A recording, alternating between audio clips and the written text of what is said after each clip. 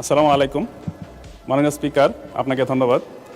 আমি মাননীয় মন্ত্রী মহোদয়ের নিকট জানতে চাই যে আমার নির্বাচনী এলাকা ময়মনসিংহ ৬ ফুলবাড়িয়ার যে খাদ্য গোদামটি দীর্ঘদিন থেকে সেটা স্যাঁতসেঁতে এবং সেখানে ধারণ ক্ষমতা যাই আছে, কিন্তু খাদ্যদ্রব্য নষ্ট হয়ে যায়।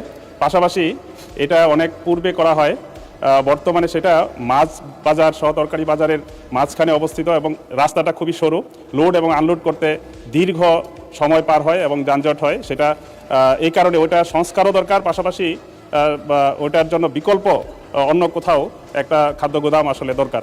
এটা মাননীয় মন্ত্রী মহোদয় করবেন কিনা আপনার মাধ্যমে আমি জানতে চাই। ধন্যবাদ মাননীয় স্পিকার। মাননীয় প্রতিমন্ত্রী। মাননীয় স্পিকার, আপনাকে ধন্যবাদ এবং মাননীয় সংসদ সদস্য মহোদয়কেও ধন্যবাদ। এখানে ফুলবাড়িয়া ময়মনসিংহে নিজে বিষয় উপস্থাপন করলেন, আমরা এটি ভিজিট করে দেখব। দেখার পর যদি আধুনিকায়ন বা এটিকে রিকনস্ট্রাকশনের প্রয়োজন হয় সেটি ব্যবস্থা গ্রহণ করা হবে এবং সরু রাস্তার কথা যেটি বললেন এটি আমরা খেয়াল রাখবো।